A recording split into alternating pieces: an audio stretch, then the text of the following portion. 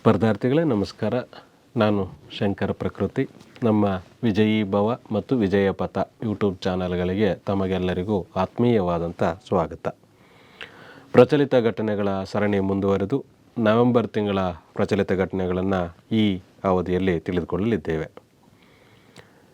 ಇಡೀ ಪ್ರಪಂಚದಾದ್ಯಂತ ಚರ್ಚೆಯಲ್ಲಿದ್ದಂಥ ವಿಷಯ, ಇಡೀ ಪ್ರಪಂಚ ಗಮನಿಸುವಂಥ ವಿಷಯ, ಇಡೀ ಪ್ರಪಂಚವನ್ನು ಪ್ರಭಾವಿಸುವಂಥ ವಿಷಯ ಅಂತಂದರೆ ಅದು ಪ್ರಪಂಚದ ದೊಡ್ಡಣ್ಣ ಅಂತ ಕರೆಸಿಕೊಳ್ಳುವಂಥ ಅಮೆರಿಕದ ಅಧ್ಯಕ್ಷರ ಒಂದು ಚುನಾವಣೆ.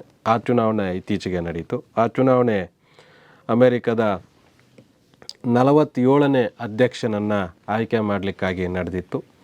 ಎರಡನೇ ಬಾರಿಗೆ ರಿಪಬ್ಲಿಕನ್ ಪಕ್ಷದ ವತಿಯಿಂದ ಡೊನಾಲ್ಡ್ ಟ್ರಂಪ್ ಅನ್ನೋಂಥವರು ಆಯ್ಕೆ ಆಗಿದ್ದಾರೆ. ಇವರ ಅಧಿಕಾರಾವಧಿ 4 ವರ್ಷ ಇರುತ್ತೆ. ಇಲ್ಲಿ ನೀವು ಗಮನಿಸಬೇಕು, ಇದಕ್ಕಿಂತ ಮುಂಚೆ ಒಬಾಮಾ ಆಗಿದ್ದಾಗ ಕಂಟಿನ್ಯೂಸ್ 2 ಟರ್ಮ್ಗೆ ಅವರು ಆಯ್ಕೆ ಆಗಿದ್ದರು. ಹಾಗೆ ಅನಂತರ ಬಂದಂಥ ಟ್ರಂಪ್ ಅವರು 1 ಟರ್ಮ್ಗೆ ಅಷ್ಟೇ ಆಯ್ಕೆ ಆಗಿದ್ದರು. ಮತ್ತು ಮಧ್ಯದಲ್ಲಿ ಬೇರೆಯವರು ಬಂದು ಜೋ ಬೈಡೆನ್ ಅನ್ನೋಂಥವ್ರು ಬಂದಿದ್ದರು. ಈಗ ಅವರು ಹೋಗಿ ಪುನಃ ಡೊನಾಲ್ಡ್ ಟ್ರಂಪ್ ಅನ್ನೋಂಥವ್ರು ಆಯ್ಕೆ ಆಗಿದ್ದಾರೆ. ಸಾಮಾನ್ಯವಾಗಿ ತಮಗೆಲ್ರಿಗೂ ಗೊತ್ತಿರುತ್ತೆ, ಏನು ಭಾರತದಲ್ಲಿ ಏನು ಪೊಲಿಟಿಕಲ್ ಪಾರ್ಟೀಸು ಯಾರೇ ಎಲೆಕ್ಟ್ ಆಗಲಿ ಅವ್ರದ್ದು ಅಧಿಕಾರಾವಧಿ 5 ವರ್ಷ ಇರುತ್ತೆ ಕಾಮನ್ನಾಗಿ. ಆದರೆ ಅಮೇರಿಕದ ಅಧ್ಯಕ್ಷನ ಅಧಿಕಾರಾವಧಿ 4 ವರ್ಷ ಇರುತ್ತೆ. ಇದನ್ನು ಗಮನಿಸಬೇಕು. ಡೊನಾಲ್ಡ್ ಟ್ರಂಪ್ ಅವರು ಗೆದ್ದರು ಅಂತ ಎಲ್ರಿಗೂ ಗೊತ್ತಿರುತ್ತೆ. ಎಷ್ಟನೇ ಅಧ್ಯಕ್ಷರು ಅಂತ ಕೇಳ್ಬೋದು. ಅದಿಲ್ಲ ಅಂತಂದರೆ ಯಾರ ವಿರುದ್ಧ ಗೆದ್ದರು ಅಂತ ಕೇಳ್ಬೋದು. ಕಮಲಾ ಹ್ಯಾರಿಸ್ ಅವ್ರ ಬಗ್ಗೆ ಪ್ರಶ್ನೆ ಕೇಳುವಂಥ ಸಾಧ್ಯತೆ ಇರುತ್ತೆ. ಯಾಕೆಂದರೆ ಇವರು ಭಾರತೀಯ ತಮಿಳುನಾಡು ಮೂಲದವರು, ಅಂದರೆ ಇವರ ತಾಯಿ ತಮಿಳುನಾಡಿಗೆ ಸೇರಿದಂಥವ್ರು. ಅನಂತರ ಇವರು ಅಮೆರಿಕದಲ್ಲಿ ಇವ್ರ ತಾಯಿ ಬೇರೆಯವ್ರನ್ನ ವಿವಾಹ ಆಗ್ತಾರೆ, ಅಲ್ಲಿ ಇವರು ಜನಿಸಿರ್ತಾರೆ. ಹಾಗಾಗಿ ಕಮಲಾ ಹ್ಯಾರಿಸು ಮೂಲತಃ ಅವರ ಭಾರತಕ್ಕೆ ಸೇರಿದಂಥವ್ರು. ಹಾಗಾಗಿ ಯಾರ ವಿರುದ್ಧ ಗೆದ್ದರು ಅಂತ ಕೇಳ್ಬೋದು. ಇನ್ನೂ ಒಂದೇನೆಂದರೆ, ಪ್ರಪಂಚದ ಅಷ್ಟು ಮುಂದುವರೆದ ದೇಶವಾದಂಥ ಅಮೆರಿಕದಲ್ಲಿ ಇದುವರೆಗೆ ಅಧ್ಯಕ್ಷ ಹುದ್ದೆಯಲ್ಲಿ ಮಹಿಳೆ ಅನ್ನೋಂಥವ್ರು ಗೆದ್ದೇ ಇಲ್ಲ. ಅದು ಗೆದ್ದಿದ್ರೆ ಈಗ ಫಸ್ಟ್ ಟೈಮ್ ಭಾರತೀಯ ಒಬ್ಬ ಮಹಿಳೆ ಅಲ್ಲಿ ಗೆಲ್ತಿದ್ದಿದ್ದು ಅದು ಒಂದು ಅದ್ಭುತ ಸಾಧನೆಯೇ ಆಗ್ತಾಯಿತ್ತು. ಆದರೆ ಈ ಸರಿ ಅವರು ಸೋಲನ್ನು ಅನುಭವಿಸಿದ್ದಾರೆ. ಸಂಪ್ರದಾಯದಂತೆ ಅಮೆರಿಕದ ಒಂದು ಅಧ್ಯಕ್ಷರ ಏನು ಟರ್ಮ್ 2 ಟರ್ಮ್ಗೆ ಅಷ್ಟೇ ಇರ್ತಾರೆ. ಈಗ ನಮ್ಮಲ್ಲಾದರೆ ಗೆದ್ದರು ಅಂದರೆ ಎಷ್ಟು ಟರ್ಮ್ಗೆ ಬೇಕಾದರೂ ಮುಂದುವರಿಬೋದು ಪ್ರಧಾನಿಗಳಾಗಿ. ಆದರೆ ಅಮೆರಿಕದಲ್ಲಿ ಸಂಪ್ರದಾಯ ಅನ್ನೋ ರೀತಿಯಲ್ಲಿ 2 ಟರ್ಮ್ಗೆ ಮಾತ್ರ ಅವರು ಕಂಟೆಸ್ಟ್ ಮಾಡ್ತಾರೆ. ಅನಂತರ 2 ಟರ್ಮ್ ಮುಗಿದಾದ್ಮೇಲೆ ಅವರು ಕಂಟೆಸ್ಟ್ ಮಾಡೋದಿಲ್ಲ. ಭಾರತ ಮೂಲದವರು ಅಲ್ಲಿ 6 ಮಂದಿ ಆಯ್ಕೆಯಾಗಿದ್ದಾರೆ ಈ ಅಮೆರಿಕದ ಒಂದು ಚುನಾವಣೆಗಳಲ್ಲಿ. ಅದರಲ್ಲಿ ಯಾರ್ಯಾರು ಅಂದರೆ ಸುಹಾಸ್ ಸುಬ್ರಹ್ಮಣ್ಯಂ ಅನ್ನೋಂಥವ್ರು ಫಸ್ಟ್ ಟೈಮ್ ಆಯ್ಕೆಯಾಗಿದ್ದಾರೆ. ಇನ್ನು ಉಳಿಕೆ 5 ಜನ ಅಮೀಬೇರಾ, ರಾಜಾಕೃಷ್ಣಮೂರ್ತಿ, ರೋ ಖನ್ನಾ, ಪ್ರಮೀಳಾ ಜಯಪಾಲ್ ಹಾಗೂ ಶ್ರೀ ಠಾಣೇದಾರ್ ಅನ್ನೋಂಥವ್ರು. ಈ 5 ಜನ ಲಾಸ್ಟ್ ಟೈಮ್ ಎಲೆಕ್ಷನಲ್ಲೂ ಗೆದ್ದಿದ್ರು, ಈ ಸರಿ ಎಲೆಕ್ಷನಲ್ಲೂ ಗೆದ್ದಿದ್ದಾರೆ. ಈ ಸರಿ ಹೊಸದಾಗಿ ಗೆದ್ದಿರೋಂಥ ಇನ್ನೊಬ್ರು ಯಾರು ಅಂದರೆ ಸುಹಾಸ್ ಸುಬ್ರಹ್ಮಣ್ಯಂ. ಹೀಗೆ ಒಟ್ಟು 6 ಜನ ಭಾರತೀಯ ಮೂಲದವರು ಇಲ್ಲಿ ಚುನಾವಣೆಯಲ್ಲಿ ಗೆದ್ದಿದ್ದಾರೆ. ಅಮೆರಿಕದಲ್ಲಿ ಅಧ್ಯಕ್ಷನನ್ನು ನೇರವಾಗಿ ಆಯ್ಕೆ ಮಾಡೋದಿಲ್ಲ. ಈಗ ನಮ್ಮಲ್ಲಿ ರಾಷ್ಟ್ರಪತಿಯನ್ನು ನೇರ ಚುನಾವಣೆ ಅಲ್ಲ, ಪರೋಕ್ಷ ಚುನಾವಣೆ. ಅದೇ ರೀತಿ ಇಲ್ಲಿ ಹೇಗಿರುತ್ತೆ ಅಂದರೆ, ಅಮೆರಿಕದ ಅಧ್ಯಕ್ಷ ಚುನಾವಣೆ ನಮ್ಮ ಪ್ರಧಾನಿಯನ್ನು ಆಯ್ಕೆ ಮಾಡುವಂಥ ಒಂದು ವಿಧಾನವನ್ನು ಸ್ವಲ್ಪ ಮಟ್ಟಿಗೆ, ರಾಷ್ಟ್ರಪತಿಯನ್ನು ಆಯ್ಕೆ ಮಾಡುವಂಥ ವಿಧಾನವನ್ನು ಸ್ವಲ್ಪ ಮಟ್ಟಿಗೆ, ಈ ರೀತಿ 2 ವಿಧಾನಗಳ ರೀತಿಯಲ್ಲಿ ಮಿಕ್ಸ್ಡ್ ಒಂದು ವರ್ಷನಲ್ಲಿ ಅಮೆರಿಕದ ಒಂದು ಅಧ್ಯಕ್ಷನ ಚುನಾವಣೆ ನಡೆಯುತ್ತೆ. ಅದನ್ನು ಎಲೆಕ್ಟ್ರೋಲ್ ಕಾಲೇಜ್ ಅಂತ ಕರೀತಾರೆ. ಆ ಎಲೆಕ್ಟೋರಲ್ ಕಾಲೇಜ್ ಅನ್ನೋಂಥ ಒಂದು ಇದು ರೆಡಿ ಆಗುತ್ತೆ. ಅದ್ರ ಮುಖಾಂತರ ಅವರು ಆಯ್ಕೆ ಆಗ್ತಾರೆ. ಅಮೆರಿಕದಲ್ಲಿ 50 ರಾಜ್ಯಗಳಿದ್ದಾವೆ, 6 ಕೇಂದ್ರಾಡಳಿತ ಪ್ರದೇಶಗಳಿದ್ದಾವೆ. ಇಷ್ಟು ಪ್ರದೇಶಗಳಿಂದ 538 ಜನರನ್ನು ಎಲೆಕ್ಟರ್ಸ್ ಅಂತ ಆಯ್ಕೆ ಮಾಡಲಾಗುತ್ತೆ. ನಮ್ಮಲ್ಲಿ ಎಲೆಕ್ಟ್ರೋಲ್ ಕಾಲೇಜ್ ಇದ್ದಂಗೆ. ಈ 538 ಜನರಲ್ಲಿ 278 ಮತಗಳನ್ನು ಯಾರು ಗಳಿಸ್ತಾರೋ ಅವರು ಚುನಾವಣೆಯಲ್ಲಿ ಆಯ್ಕೆ ಆದಂತೆ ಲೆಕ್ಕ ಆಗುತ್ತೆ. ಅದಕ್ಕೆ ಇದನ್ನು ಮ್ಯಾಜಿಕ್ ನಂಬರ್ ಅಂತ ಕರೀತಾರೆ. ಅಂದರೆ 538ರಲ್ಲಿ ಅರ್ಧ ಭಾಗಕ್ಕಿಂತ ಒಂದು ಹುದ್ದೆ ಹೆಚ್ಚಿಗೆ ಬೇಕಾಗುತ್ತೆ. ಕಮಲಾ ಹ್ಯಾರಿಸ್ ಅವರು 226 ಜನರ ಬೆಂಬಲವನ್ನು ಪಡೆದರೆ, ಡೊನಾಲ್ಡ್ ಟ್ರಂಪ್ ಅವರು 312 ಸದಸ್ಯರ ಬೆಂಬಲವನ್ನು ಪಡೆದು ಅಧ್ಯಕ್ಷರಾಗಿ ಆಯ್ಕೆ ಆಗಿದ್ದಾರೆ. 16ನೇ ಬ್ರಿಕ್ಸ್ ಶೃಂಗಸಭೆ. ಈ ಬ್ರಿಕ್ಸ್ ಅನ್ನೋಂಥದ್ದು ತುಂಬ ವಿಶೇಷವಾಗಿರೋಂಥದ್ದು, ಭಾರತಕ್ಕೆ ಸಂಬಂಧಪಟ್ಟಂತೆ. ಜೊತೆಗೆ ಪ್ರಪಂಚದ ಗಮನವನ್ನು ಸೆಳೆದಿರುವಂಥ ಸಂಸ್ಥೆಗಳಲ್ಲಿ ಬ್ರಿಕ್ಸು ಸಹ ಒಂದು. ಇದು ಅಕ್ಟೋಬರ್ 22-23ನೇ ತಾರೀಕು ರಷ್ಯಾದ ಕಜಾನ್ ಅನ್ನೋಂಥ ಪ್ರದೇಶದಲ್ಲಿ ಒಂದು ಸಮಾವೇಶ ನಡೀತು. ಜಾಗತಿಕ ಅಭಿವೃದ್ಧಿ ಮತ್ತು ಭದ್ರತೆಗಾಗಿ ಬಹುಪಕ್ಷೀಯತೆಯನ್ನು ಬಲಪಡಿಸುವುದು ಅನ್ನೋಂಥ ಒಂದು ಧ್ಯೇಯ ವಾಕ್ಯದೊಂದಿಗೆ ಈ ಒಂದು ಸಮಾವೇಶ ನಡೀತು. ರಷ್ಯಾದ ಆತಿಥ್ಯ, ಈ ಕಜಾನ್ ಅನ್ನೋಂಥದ್ದು ರಷ್ಯಾ ದೇಶದ ಒಂದು ಇದರಲ್ಲಿ ಬರುತ್ತೆ, ಅಲ್ಲಿ ಆತಿಥ್ಯ ವಹಿಸಿದ್ರು. ಈ ಶೃಂಗಸಭೆಯಲ್ಲಿ ಆರ್ಥಿಕ ಅಭಿವೃದ್ಧಿ, ಸದಸ್ಯ ರಾಷ್ಟ್ರಗಳ ನಡುವಿನ ಸಹಕಾರ, ಹವಾಮಾನ ಬದಲಾವಣೆ ಈ ವಿಚಾರಗಳನ್ನು ಕುರಿತು ಅಲ್ಲಿ ಪ್ರಮುಖವಾಗಿ ಚರ್ಚೆ ಮಾಡಲಾಯಿತು. ಬ್ರಿಕ್ಸ್ ಅನ್ನೋಂಥ ಒಂದು ಒಕ್ಕೂಟದಲ್ಲಿ ಆರಂಭದಲ್ಲಿ 5 ದೇಶಗಳು ಇದ್ದವು. ಆ ಬ್ರಿಕ್ಸ್ ಅನ್ನೋಂಥದ್ದು ಏನು ಸೂಚಿಸುತ್ತೆ ಅಂದರೆ ಆಯಾ ದೇಶದ ಹೆಸರಿನ ಮೊದಲ ಇಂಗ್ಲೀಷ್ ಅಕ್ಷರವನ್ನು ಸೂಚಿಸುತ್ತೆ. ಉದಾಹರಣೆಗೆ ಬ್ರೆಜಿಲ್ ಅನ್ನೋಂಥದ್ದು ಬಿ ತಗೊಂಡಿದ್ದಾರೆ, ರಷ್ಯಾ ಅನ್ನೋಂಥದ್ರಲ್ಲಿ R, ಇಂಡಿಯಾ ಅನ್ನೋಂಥದ್ರಲ್ಲಿ I, ಚೀನಾ ಅನ್ನೋಂಥದ್ರಲ್ಲಿ C, ಸೌತ್ ಆಫ್ರಿಕಾ ದಕ್ಷಿಣ ಆಫ್ರಿಕಾ ಅನ್ನೋಂಥದ್ರಲ್ಲಿ S. ಈ ರೀತಿ ಮೊದಲ ಅಕ್ಷರಗಳನ್ನು ತೆಗೆದುಕೊಂಡು ಬ್ರಿಕ್ಸ್ ಅಂತ ಮೊದಲಿಗೆ ಈ 5 ದೇಶಗಳು ಒಂದು ಬ್ರಿಕ್ಸ್ ಅನ್ನೋಂಥ ಒಕ್ಕೂಟವನ್ನು ರಚನೆ ಮಾಡ್ಕೊಳ್ತಾರೆ. ಇವುಗಳ ವಿಶೇಷ ಏನಂದರೆ ಪ್ರಪಂಚದ ಒಟ್ಟು ಜನಸಂಖ್ಯೆಯಲ್ಲಿ 41% ಅಷ್ಟು ಜನಸಂಖ್ಯೆಯನ್ನು ಈ ಬರೀ 5 ದೇಶಗಳು ಹೊಂದಿದ್ದಾವೆ ಅನ್ನೋಂಥದ್ದೇ ವಿಶೇಷ. ಹಾಗಾಗಿ ಪ್ರಪಂಚವನ್ನು ಪ್ರಭಾವಿಸುವಂಥ ದೇಶಗಳು ಇವಾಗಿದ್ದಾವೆ. ಇದಕ್ಕೆ ಹೊಸದಾಗಿ ನಾವು ಸೇರ್ಪಡೆ ಆಗ್ತೀವಿ ಅಂತ Egypt, Ethiopia, Iran, United Arab Emirates ಇಷ್ಟು ದೇಶಗಳು ಈಗ ಬಂದು ಹೊಸದಾಗಿ ಸೇರಿಕೊಂಡಿದ್ದಾವೆ. ಬ್ರಿಕ್ಸ್ ಸದಸ್ಯ ರಾಷ್ಟ್ರಗಳು ಸ್ಥಳೀಯ ಕರೆನ್ಸಿಯಲ್ಲಿ, ಇದು ವಿಶೇಷ. ಈಗ ಏನಾಗ್ತಾ ಇದೆ, ಡಾಲರ್ ಮುಖಾಂತರ ವ್ಯವಹಾರ ಮಾಡೋಕ್ಕೆ ಹೋದಾಗ ಡಾಲರ್ ವ್ಯಾಲ್ಯೂ ಜಾಸ್ತಿ ಆಗ್ತದೆ ಹೊರತು ನಮ್ಮ ದೇಶಗಳ ಕರೆನ್ಸಿ ವ್ಯಾಲ್ಯೂ ಜಾಸ್ತಿ ಆಗೋದಿಲ್ಲ.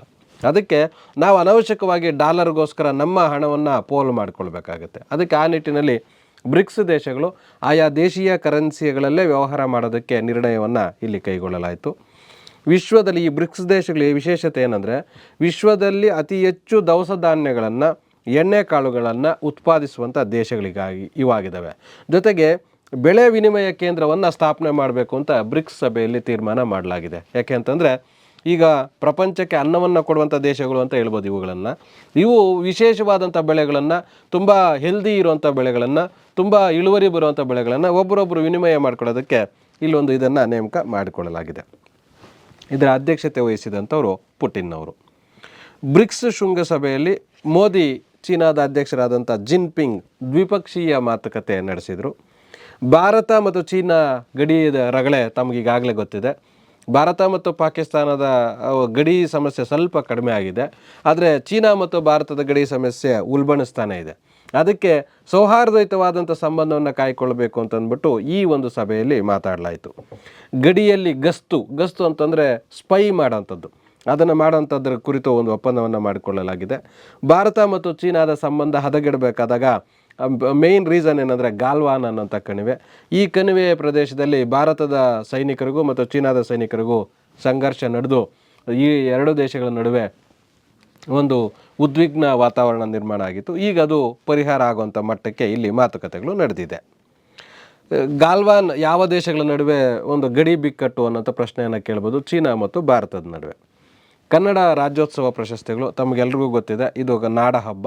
ಈ ನಾಡ ಹಬ್ಬದಲ್ಲಿ ಹಲವು ಜನಕ್ಕೆ ಪ್ರಶಸ್ತಿ ಕೊಡ್ತಾರೆ. ಅದು 69 ಜನಕ್ಕೆ ಈ ಸಾಧಕರಿಗೆ ಈ ಬಾರಿ ಪ್ರಶಸ್ತಿಯನ್ನು ನೀಡಲಾಗಿದೆ. ಅದರ ಜೊತೆಗೆ ಕರ್ನಾಟಕ ಅನ್ನೋಂಥ ಒಂದು ಸುವರ್ಣ ಮಹೋತ್ಸವದ ಪ್ರಶಸ್ತಿಯನ್ನು 100 ಜನರಿಗೆ ನೀಡಲಾಗ್ತಾ ಇದೆ. ನವೆಂಬರ್ 1ನೇ ತಾರೀಕು ವಿಧಾನಸೌಧದ ಬ್ಯಾಂಕ್ವೆಟ್ ಹಾಲ್ನಲ್ಲಿ ಈ ಒಂದು ಕನ್ನಡ ರಾಜ್ಯೋತ್ಸವ ನಡೆಯುತ್ತೆ. ಮುಖ್ಯಮಂತ್ರಿಗಳು ಇದರ ಒಂದು ಪ್ರಮುಖ ಆಕರ್ಷಣೆಯಾಗಿದ್ದು ಅವರು ಪ್ರಶಸ್ತಿಗಳನ್ನು ಪ್ರದಾನ ಮಾಡ್ತಾರೆ. ಇದರಲ್ಲಿ 69 ಜನರನ್ನು ಪ್ರಶ್ನೆ ಕೇಳೋದಿಲ್ಲ, ಕೆಲವರು ಮುಖ್ಯವಾಗಿರ್ತಾರೆ. ಅವುಗಳು ನಾನು ಮುಖ್ಯ ಅನ್ನಿಸಿದವ್ರನ್ನ ಮಾತ್ರ ಇಲ್ಲಿ ಗಣನೆಗೆ ತಗೊಂಡಿದ್ದೇನೆ. ಅದರಲ್ಲಿ ಮೈಸೂರಿನ ಶಿಲ್ಪಿ ಅರುಣ್ ರಾಜ್, ಇವರು ಕರ್ನಾಟಕ ಅರುಣ್ ಯೋಗಿರಾಜ್ ಅಂತ, ಇಡೀ ಭಾರತದಾದ್ಯಂತ ಇವ್ರ ಹೆಸರು ಚಿರಪರಿಚಿತ. ಕಾರಣ ಏನಪ್ಪ ಅಂದರೆ ಇತ್ತೀಚೆಗೆ ಅಯೋಧ್ಯೆಯಲ್ಲಿ ಏನು ರಾಮ ಮಂದಿರ ನಿರ್ಮಾಣ ಆಯಿತು, ಆ ರಾಮ ಮಂದಿರದಲ್ಲಿ ರಾಮನ ವಿಗ್ರಹವನ್ನು ಕೆತ್ತಿದಂಥವ್ರು ಇವರು. ಹಾಗಾಗಿ ಶಿಲ್ಪಕಲೆ ಕ್ಷೇತ್ರದಲ್ಲಿ ವಿಶೇಷ ಕೋಟಾ ಅಡಿಯಲ್ಲಿ ಇವರಿಗೆ ಪ್ರಶಸ್ತಿಯನ್ನು ನೀಡಲಾಗಿದೆ, ಕರ್ನಾಟಕ ರಾಜ್ಯ ಪ್ರಶಸ್ತಿಯನ್ನು. ಏನು ವಿಶೇಷ, ಯಾಕೆ ಇವ್ರಿಗೆ ವಿಶೇಷ ಕೋಟಾ ಅಂತಂದರೆ 60 ವರ್ಷ ಮೇಲ್ಪಟ್ಟವ್ರಿಗೆ ಸ್ಪೋರ್ಟ್ಸ್ ಒಂದನ್ನು ಬಿಟ್ಟು ಇನ್ಯಾರದೇ ಪ್ರಶಸ್ತಿ ಕೊಡಬೇಕಾಗಿರಲಿ, ರಾಜ್ಯೋತ್ಸವ ಪ್ರಶಸ್ತಿ ಕೊಡಬೇಕಾದ್ರೆ 60 ವರ್ಷ ಕ್ರಾಸ್ ಆಗಿರ್ಬೇಕು ಅವ್ರಿಗೆ. ಆ 60 ವರ್ಷ ದಾಟಿದ ನಂತರ ಅವ್ರಿಗೆ ಪ್ರಶಸ್ತಿಯನ್ನು ಕೊಡೋದಕ್ಕೆ ಪರಿಗಣನೆಗೆ ತಗೋತಾಯಿದ್ರು. ಬಟ್ ಯೋಗಿರಾಜ್ ಅವ್ರಿಗೆ ಇನ್ನೂ 60 ವರ್ಷ ಆಗಿಲ್ಲ, ಆದರೂ ಸಹ ಅವ್ರಿಗೆ ಅವರ ಸಾಧನೆಯನ್ನು ಮೆಚ್ಚಿ ಅವರಿಗೆ ಈ ಪ್ರಶಸ್ತಿಯನ್ನು ನೀಡಲಾಗಿದೆ. ತಾವಿಲ್ಲಿ ಗಮನಿಸ್ತಾ ಇದ್ದೀರಿ ಯೋಗಿರಾಜ್ ಅವರು ಕೆತ್ತಿದಂಥ ರಾಮನ ಮೂರ್ತಿ. ಇತ್ತೀಚೆಗೆ ತುಂಗಭದ್ರಾ ಡ್ಯಾಮು ಪ್ರವಾಹಗಳು ಬರ್ತದೆ ಅಂತ ಅಂದ್ಬಿಟ್ಟು ಇತ್ತೀಚೆಗೆ ಕರ್ನಾಟಕದಲ್ಲಿ ಹೆಚ್ಚು ಮಳೆ ಸುರಿದಿತ್ತು. ಹಾಗಾಗಿ ತುಂಗಭದ್ರಾ ಡ್ಯಾಮ್ ತುಂಬಿ 19ನೇ ಕ್ರೈಸ್ಟ್ ಗೇಟ್ ಅನ್ನೋಂಥದ್ದು ಒಡೆದೋಗಿತ್ತು, ಅದು ಬ್ರೇಕ್ ಆಗಿತ್ತು. ಹಾಗಾಗಿ ನೀರು ತುಂಬ ಹರಿದು ಹೋಗ್ಬಿಡ್ತಾ ಇತ್ತು, ಅದು ಲಾಸ್ ಆಗ್ತಾಯಿತ್ತು. ಆ ಗೇಟ್ ಕ್ಲೋಸ್ ಮಾಡಿದ್ರೆ ಡ್ಯಾಮಲ್ಲಿ ನೀರಿನ ಸಂಗ್ರಹ ಜಾಸ್ತಿ ಆಗುತ್ತೆ, ಅದು ಮುಂದೆ ಬಳಕೆ ಮಾಡ್ಕೊಳ್ಳೋಕ್ಕೆ ಅನುಕೂಲ ಆಗುತ್ತೆ. ಅದು ನೀರು ಗೇಟು ನಾವು ಇದು ಮಾಡೋಕ್ಕಾಗಿಲ್ಲ ಅಂದರೆ ಅದು ಒಡೆದೋಗಿದ್ರಿಂದ ಈಗ ಅದನ್ನು ಕ್ಲೋಸ್ ಮಾಡೋಕ್ಕಾಗ್ತಾ ಇರಲಿಲ್ಲ. ವಿಪರೀತ ಮಳೆ, ವಿಪರೀತ ಒಳಹರಿವು ನೀರು. ಹಾಗಾಗಿ ಆ ಸಂದರ್ಭದಲ್ಲಿ ಹೇಗಪ್ಪ ಗೇಟನ್ನು ಕ್ಲೋಸ್ ಮಾಡೋದು ಅನ್ನೋಂಥ ಸಮಸ್ಯೆ ಬಂದಾಗ ಹೈದರಾಬಾದ್ ಮೂಲದ ಒಬ್ಬ ನಿವೃತ್ತ ನೀರಾವರಿ ಇಲಾಖೆಯ ತಜ್ಞ ಕನ್ನಯ್ಯ ನಾಯ್ಡು ಅನ್ನೋಂಥವರು ಒಂದು ಗೇಟ್ಗಳನ್ನು, ಸೊ ಆ ನೀರು ಹರಿತಾ ಇರಬೇಕಾದ್ರೂ ಸಹ ತುಂಬ ಪ್ಲ್ಯಾನ್ ಮಾಡಿ ಕಷ್ಟಪಟ್ಟು ಒಂದು ಗೇಟ್ಗಳ ನಿರ್ಮಾಣ ಮಾಡಿಸಿ ಅದನ್ನು ಕ್ಲೋಸ್ ಮಾಡಿದರು.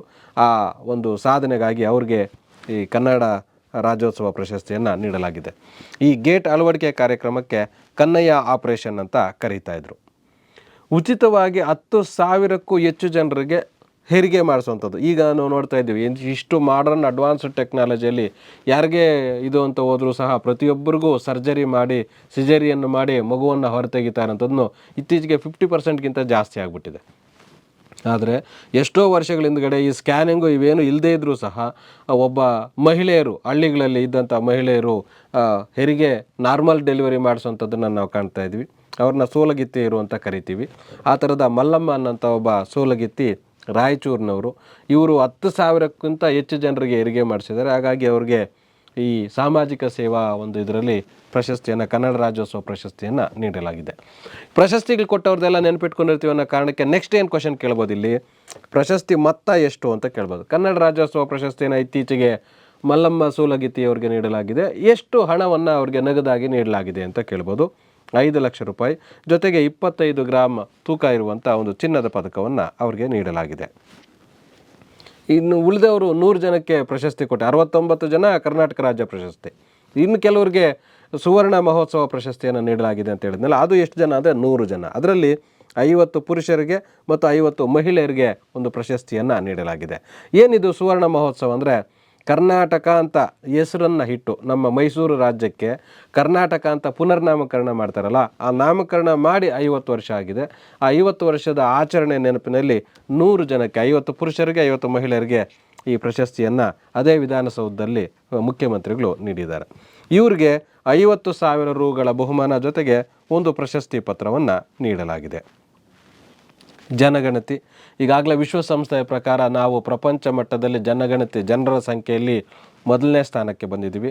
ಆದರೆ ಭಾರತ ಅಧಿಕೃತವಾಗಿ ಇನ್ನೂ ಜನಗಣತಿಯನ್ನು ಆರಂಭಿಸಿಲ್ಲ. ಹಾಗಾಗಿ ಈಗ ಅದ್ರ ಚರ್ಚೆ ಆಗ್ತಾ ಇದೆ, ಜನಗಣತಿ ಆರಂಭಿಸಬೇಕು ಅಂತ. ಏಕೆಂದರೆ 1872ರಲ್ಲಿ ಫಸ್ಟ್ ಟೈಮ್ ಜನಗಣತಿ ಆರಂಭ ಆಯಿತು. ಅನಂತರ 71, 81 ಅಂತ 10 ವರ್ಷಗಳಿಗೆ ಜನಗಣತಿ ಕಂಟಿನ್ಯೂಸ್ ಆಗ್ತಾ ಬಂತು 2021ರವರೆಗೆ.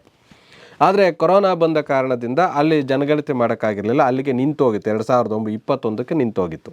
ಈಗ ಅದನ್ನು 2025ರಲ್ಲಿ ಆರಂಭಿಸಬೇಕು ಅಂತ ಅಂದ್ಕೊಂಡಿದ್ದಾರೆ. ಅದನ್ನು ವರದಿಯನ್ನು, ಅಂಕಿಅಂಶಗಳನ್ನು 2026ರಲ್ಲಿ ಬರುತ್ತೆ.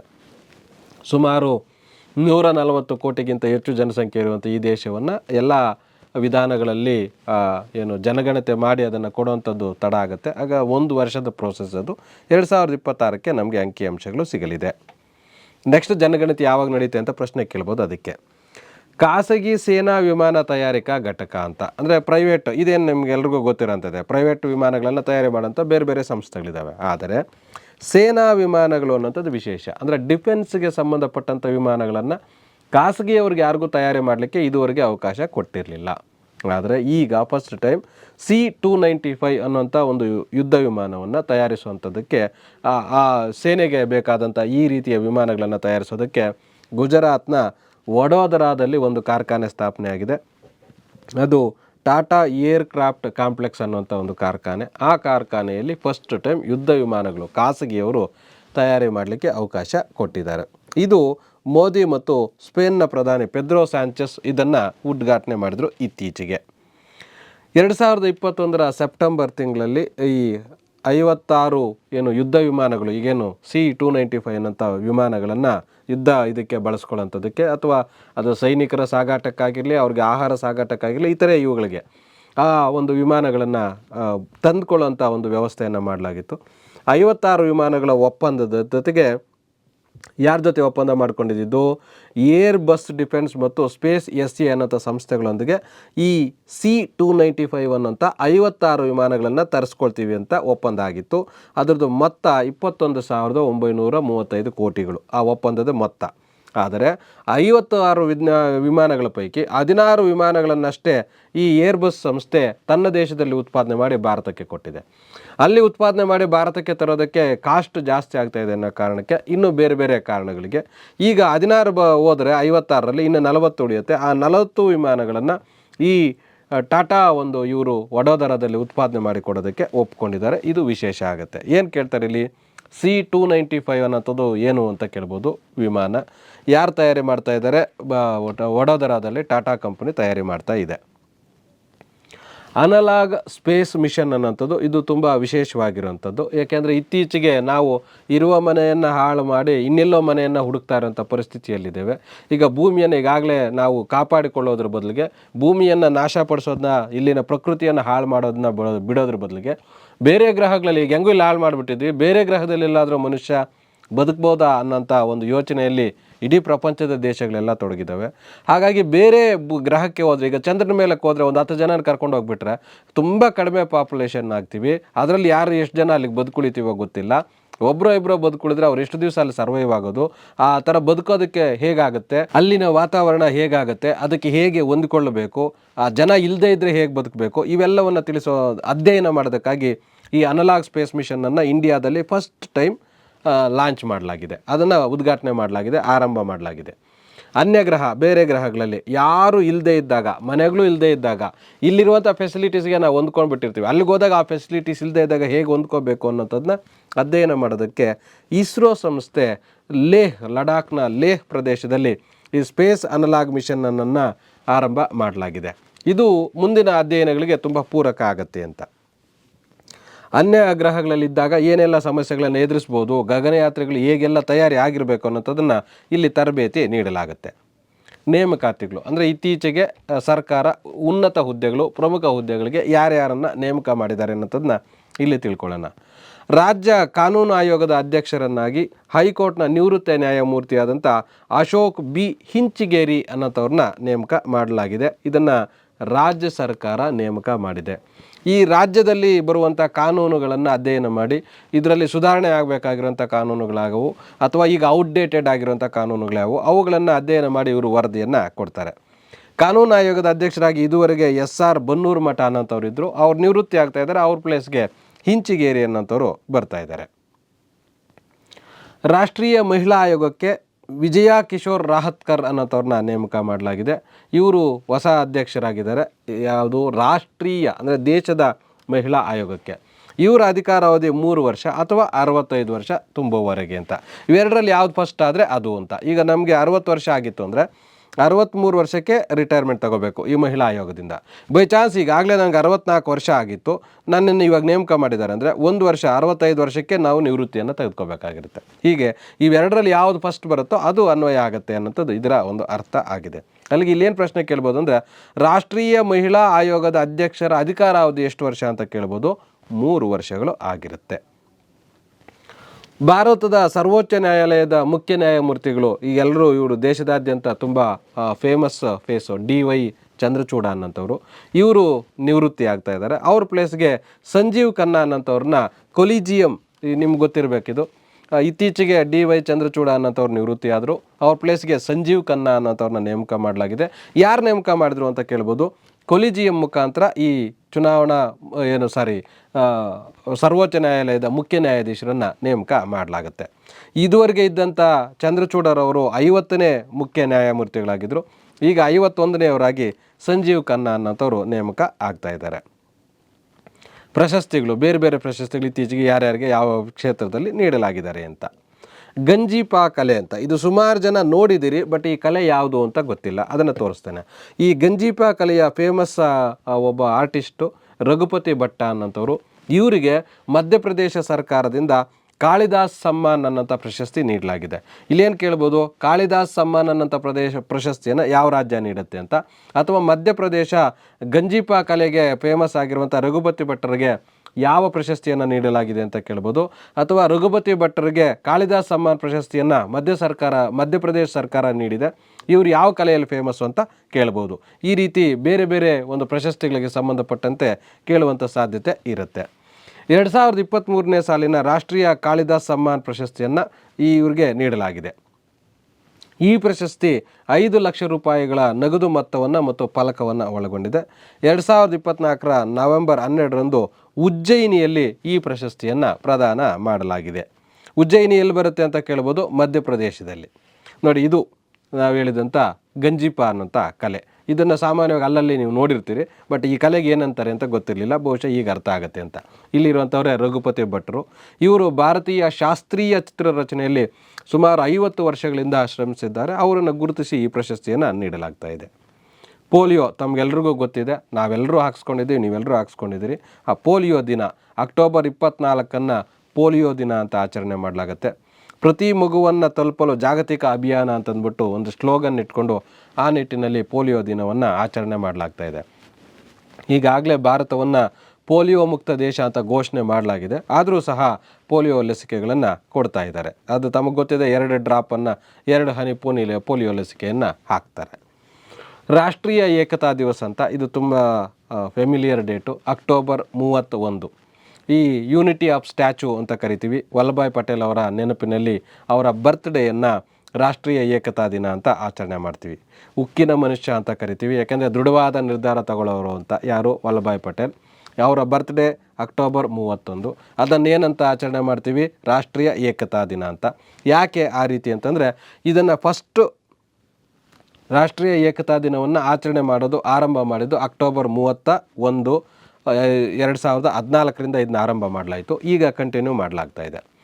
ಪಟೇಲ್ರವರು ಇದುವರೆಗೆ ಜನಿಸಿ 150 ವರ್ಷ ಆಗಿದೆ. ಇದು 150ನೇ ವರ್ಷ. ಹಾಗಾಗಿ ಇದನ್ನು ವಿಜೃಂಭಣೆಯಿಂದ ಆಚರಣೆ ಮಾಡೋದಕ್ಕೆ, ನಂತರ 2 ವರ್ಷಗಳು ಕಂಟಿನ್ಯೂಸ್ ಇದನ್ನು ಆಚರಣೆ ಮಾಡೋದಕ್ಕೆ 2024ರಿಂದ 2026 ತನಕ ಇದನ್ನು ಆಚರಣೆ ಮಾಡೋದಕ್ಕೆ ಕೇಂದ್ರ ಸರ್ಕಾರ ಯೋಜನೆ ಮಾಡಿದೆ.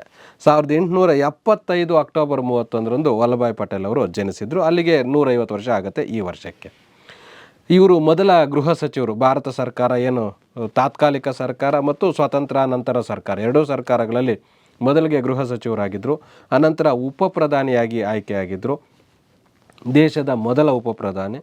ಇಷ್ಟೆಲ್ಲದಕ್ಕಿಂತ ವಿಶೇಷ ಸಾಧನೆ ಅಂದರೆ, ಬ್ರಿಟಿಷರು ಸ್ವಾತಂತ್ರ್ಯ ಕೊಡಬೇಕಾದಾಗ 552 ಸಂಸ್ಥಾನಗಳಿಗೆ ಸ್ವಾತಂತ್ರ್ಯ ಕೊಟ್ಟಿದ್ದರು. ಆ 562 ಸಂಸ್ಥಾನಗಳನ್ನು ಒಗ್ಗೂಡಿಸಿ ಇವತ್ತು ಭಾರತ ಅನ್ನೋಂಥ ಒಂದು ದೇಶವನ್ನು ಕಟ್ಟಿದ ಕೀರ್ತಿ ಯಾರಿಗೆ ಸಲ್ಲತ್ತೆ ಅಂದರೆ ಅದು ವಲ್ಲಭಾಯ್ ಪಟೇಲ್ ಅವರಿಗೆ ಸಲ್ಲತ್ತೆ. ಆ ನೆನಪಿನಲ್ಲೇ ಯೂನಿಟಿ ಅಂದರೆ ಒಗ್ಗೂಡಿಸಿದ್ದು. ಏನನ್ನು ಒಗ್ಗೂಡಿಸಿದ್ದು? ಭಾರತವನ್ನು ಒಗ್ಗೂಡಿಸಿದ್ದು. ಹಾಗಾಗಿ ಭಾರತವನ್ನು ಒಗ್ಗೂಡಿಸಿದ ಮನುಷ್ಯ ಅಂತ ಆ ನೆನಪಿನಲ್ಲಿ ಅವರನ್ನು ನೆನೆಸ್ಕೋತೀವಿ. ಭಾರತದ ಬಿಸ್ಮಾರ್ಕ್ ಅಂತ ಕರಿತೀವಿ, ಯಾಕೆಂದರೆ ಜರ್ಮನಿ ಏಕೀಕರಣ, ಇಟಲಿ ಏಕೀಕರಣ ಅಂತ ಬರುತ್ತೆ ಯುರೋಪಿನ ಇತಿಹಾಸದಲ್ಲಿ. ಜರ್ಮನಿಯನ್ನು ಒಗ್ಗೂಡಿಸಿದಂಥವ್ರು, ಏಕೀಕರಣ ಮಾಡಿದಂಥವ್ರು ಅಂದರೆ ಬಿಸ್ಮಾರ್ಕ್. ಅದೇ ರೀತಿ ಭಾರತವನ್ನು ಒಗ್ಗೂಡಿಸಿದಂಥವ್ರು, ಇವತ್ತಿನ ದೇಶವಾಗಿ ರೂಪಿಸಿದಂಥವ್ರು ಅಂದರೆ ಅದು ಯಾರು? ವಲ್ಲಭಾಯ್ ಪಟೇಲ್. ಹಾಗಾಗಿ ಅವ್ರನ್ನ ಭಾರತದ ಬಿಸ್ಮಾರ್ಕ್ ಅಂತ ಕರಿತೀವಿ. ಆಧುನಿಕ ಸಿವಿಲ್ ಸೇವೆಗಳ ಪ್ರವರ್ತಕ ಅಂತ ಕರಿತೀವಿ. ಈಗೇನು IAS ಅಂತ ಕರಿತೀವಿ, IPS ಅಂತ ಕರಿತೀವಿ, ಅವುಗಳನ್ನು ಆರಂಭ ಆಗೋದಕ್ಕೆ ಇವರು ಪ್ರಮುಖ ಕಾರಣಕರ್ತರಾಗಿದ್ದಾರೆ. ಇವರ ನೆನಪಿನಲ್ಲಿ, ಇವೆಲ್ಲ ಸಾಧನೆಗಳ ನೆನಪಿನಲ್ಲಿ 182 ಮೀಟರ್ ಎತ್ತರದಾದಂಥ ಯೂನಿಟಿ ಆಫ್ ಸ್ಟ್ಯಾಚ್ಯೂ ಅಥವಾ ಸ್ಟ್ಯಾಚ್ಯೂ ಆಫ್ ಯೂನಿಟಿ ಅನ್ನೋಂಥ, ಅಥವಾ ಕನ್ನಡದಲ್ಲಿ ಏಕತಾ ಪ್ರತಿಮೆಯನ್ನು ಎಲ್ಲಿ? ನರ್ಮದಾ ನದಿಯ ದಡದಲ್ಲಿ ಕೆವಾಡಿಯಾ ಅನ್ನೋಂಥ ಪ್ರದೇಶದಲ್ಲಿ ನಿರ್ಮಾಣ ಮಾಡಲಾಗಿದೆ. ಏಷ್ಯಾನ್ ಬೌದ್ಧ ಶೃಂಗಸಭೆ, ಇದು ಇಡೀ ಪ್ರಪಂಚದಲ್ಲಿ ಇದೇ ಫಸ್ಟ್ ಟೈಮ್. ಭಾರತದಲ್ಲಿ ಏನು ಏಷ್ಯಾ ಖಂಡದಲ್ಲಿ ಫಸ್ಟ್ ಟೈಮ್ ಭಾರತ ಆಯೋಜನೆ ಮಾಡುತ್ತೆ. ಆಯೋಜನೆ ಮಾಡಿದಂಥವ್ರು ಯಾರು ಅಂದರೆ ಭಾರತ ಸರ್ಕಾರದ ಸಂಸ್ಕೃತಿ ಸಚಿವಾಲಯ, ಅಂತಾರಾಷ್ಟ್ರೀಯ ಬೌದ್ಧ ಒಕ್ಕೂಟ ABC ಇದೆ. ಅದರ ಸಹಯೋಗದೊಂದಿಗೆ ನವೆಂಬರ್ 5ರಿಂದ 6 ತನಕ ನವದೆಹಲಿಯಲ್ಲಿ ಈ ಒಂದು ಏಷ್ಯಾನ್ ಬೌದ್ಧ ಶೃಂಗಸಭೆ ನಡೆಯಿತು. ಇದರಲ್ಲಿ ಏನು ಚರ್ಚೆ ಮಾಡಿದರು? ಬೌದ್ಧ ಧರ್ಮದ ಪಾತ್ರ, ಬೌದ್ಧ ಧರ್ಮ ಅನ್ನೋಂಥದ್ದು ಎಷ್ಟು ಇಂಪಾರ್ಟೆಂಟ್ ಇದೆ ಅನ್ನೋಂಥದ್ದನ್ನು ಇಲ್ಲಿ ಚರ್ಚೆ ಮಾಡಲಾಯಿತು. ಆಧುನಿಕ ಜಗತ್ತಿನಲ್ಲಿ ಯುದ್ಧದ ಉನ್ಮಾದದಲ್ಲಿ ಪ್ರತಿಷ್ಠೆ ಕಣದಲ್ಲಿ ಇಳಿದಿರುವಂಥ ಈ ದೇಶಗಳ ನಡುವೆ ಇವತ್ತು ಬೌದ್ಧ ಧರ್ಮ ಅನ್ನೋಂಥದ್ದು ಎಷ್ಟು ಪ್ರಸ್ತುತ ಅನ್ನೋಂಥದ್ದನ್ನ ಚರ್ಚೆ ಮಾಡಲಾಯಿತು. ಈ ಬೌದ್ಧ ಸಮುದಾಯ ಎದುರಿಸ್ತಾ ಇರುವಂಥ ಸಮಸ್ಯೆಗಳು, ಯಾಕೆಂದರೆ ಅವರು ಸಹ ಕ್ರಿಶ್ಚಿಯನ್ನು, ಮುಸ್ಲಿಮು, ಹಿಂದೂಗಳಿಗೆ ಕಂಪೇರ್ ಮಾಡಿದ ಅವ್ರ ಪಾಪ್ಯುಲೇಷನ್ನು ಕಡಿಮೆ ಇದೆ. ಹಾಗಾಗಿ ಅವರ ಸಮಸ್ಯೆಗಳೇನು ಜಾಗತಿಕ ಮಟ್ಟದಲ್ಲಿ ಅನ್ನೋಂಥದ್ದನ್ನು ಇಲ್ಲಿ ಚರ್ಚೆ ಮಾಡಲಾಯಿತು. ಎಲ್ಲಿ ನಡೆಯಿತು, ಯಾರ ಸಹಯೋಗದಲ್ಲಿ ನಡೀತು ಅದನ್ನು ಪ್ರಶ್ನೆ ಕೇಳ್ಬೋದು. ಭಾರತದಲ್ಲಿ ಬಡತನ ಅಂತಂದರೆ ಈಗಾಗಲೇ ಗೊತ್ತಿದೆ. ನಮ್ಮಲ್ಲಿ ಯಾಕೆ ಬಡತನ ಆಗ್ತಾ ಇದೆ ಅಂದರೆ ಜನಸಂಖ್ಯೆ ಹೆಚ್ಚಳ ಆಗ್ತಾ ಇರೋದ್ರಿಂದ. ಹಾಗಾಗಿ ಜನಸಂಖ್ಯೆಯನ್ನು ಮಿತಿಯಲ್ಲಿ ಇಟ್ಟುಕೊಂಡ್ರೆ ನಾವು ಇಷ್ಟು ಬಡತನದ ಒಂದು ಸ್ಥಿತಿಯಲ್ಲಿ ಇರ್ತಾ ಇರಲಿಲ್ಲ. ಇತ್ತೀಚೆಗೆ ಭಾರತದಲ್ಲಿ 12.9 ಕೋಟಿಯಷ್ಟು ಜನ ತೀವ್ರ ಬಡತನದಲ್ಲಿದ್ದಾರೆ ಅಂತ ಹೇಳ್ತಾ ಇರೋದು ಯಾರು? ವಿಶ್ವ ಬ್ಯಾಂಕ್. ವಿಶ್ವ ಬ್ಯಾಂಕ್ 2024 ಅಕ್ಟೋಬರಲ್ಲಿ ಒಂದು ವರದಿಯನ್ನು ಬಿಡುಗಡೆ ಮಾಡುತ್ತೆ. ಆ ವರದಿಯಲ್ಲಿ ಭಾರತದಲ್ಲಿ 12.9 ಕೋಟಿಯಷ್ಟು ಜನ ಕಡು ಬಡವರು ಇದ್ದಾರೆ ಅಂತ ಹೇಳುತ್ತೆ. ಆದರೆ ಇದು ಆಶಾದಾಯಕವಾಗಿದೆ. ಯಾಕೆಂದರೆ 2021ಕ್ಕೆ ಹೋಲಿಸಿದರೆ 3.8 ಕೋಟಿಯಷ್ಟು ಕಡಿಮೆ ಆಗಿದ್ದಾರೆ. ಅದಕ್ಕಿಂತ ಮುಂಚೆ ಜಾಸ್ತಿ ಇತ್ತು, 2021ರಲ್ಲಿ ಜಾಸ್ತಿ ಇತ್ತು, 2024ಕ್ಕೆ ಬಂದರೆ ಈಗ ಕಡಿಮೆ ಆಗಿದೆ. ಇದು ಒಳ್ಳೆಯದು ಅಂತ ಹೇಳ್ತದೆ. ಭಾರತದಲ್ಲಿ ಈಗ ಎಷ್ಟು ಜನ ಇದ್ದಾರೆ ಬಡವರು? 12.9 ಕೋಟಿ. ಇವರು ಈ ಬಡತನ ಹೆಂಗೆ ಹೇಳ್ತಾ ಇದ್ದಾರೆ ಅಂದರೆ, ಇವ್ರದ್ದು ಸಂಪಾದನೆ ಅಥವಾ ಖರ್ಚು 181 ರೂಪಾಯಿಗಿಂತ ಕಡಿಮೆ ಇದೆ. ಹಾಗಾಗಿ ಇವರನ್ನು ಬಡವರು ಅಂತ ವಿಶ್ವಸಂಸ್ಥೆ ಪರಿಗಣಿಸ್ತಾ ಇದೆ. 2021ರಲ್ಲಿ ಭಾರತದಲ್ಲಿ ಬಡತನದ ಪ್ರಮಾಣ 16.7 ಕೋಟಿಯಷ್ಟಿತ್ತು. 2 ವರ್ಷಗಳಲ್ಲಿ 3.8 ಕೋಟಿಯಷ್ಟು ಜನ ಬಡತನ ರೇಖೆಗಿಂತ ಮೇಲೆ ಬಂದಿದ್ದಾರೆ ಅಂತ. ಇದು ಮುಂದಿನ ವರ್ಷಗಳಲ್ಲಿ ಇನ್ನೂ ಕಡಿಮೆ ಆಗುತ್ತೆ. ಯಾಕೆಂದರೆ ಭಾರತದ ಅಭಿವೃದ್ಧಿಯ ವೇಗ ಜಾಸ್ತಿ ಇದೆ ಈಗ. ಹಾಗಾಗಿ ಬಡವರ ಸಂಖ್ಯೆ ಕಡಿಮೆ ಆಗುತ್ತೆ ಅಂತ ವಿಶ್ವಸಂಸ್ಥೆ ಹೇಳ್ತಾ ಇದೆ. ಕ್ವಾಡ್ನ ಶೃಂಗಸಭೆ 2024ರಲ್ಲಿ ಇದು ನಡೆಯಿತು. 2025ರ ಆವೃತ್ತಿಯನ್ನು ನವದೆಹಲಿಯಲ್ಲಿ ಮಾಡ್ತೀವಿ ಅಂತ ತೀರ್ಮಾನಿಸಲಾಗಿದೆ.